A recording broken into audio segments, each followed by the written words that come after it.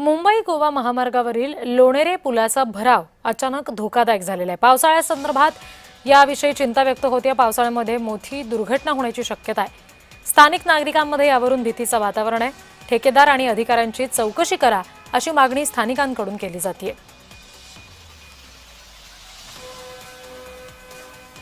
पावसाळ्या दरम्यान तिथे संरक्षक भिंती वगैरे आहेत, आत्ताच त्यांची दुरावस्था बघितली तर अशी भीती वाटते। आमच्या आजूबाजूला घर आणि बाजारपेठ आहे, तर कदाचित हे जर या ढिगारासाहेब कोसळला तर फार मोठी दुर्घटना होऊ शकते, घडू शकते। याच्यात हीच मोठी शोकांतिका असं वाटते। काम परिपूर्ण होताना काय कितपत त्यांनी कसं दर्जाने कसं केलंय ते जे अधिकारी आणि संबंधित ठेकेदार त्यांनाच या माहिती या गोष्टीची काय आहे ते।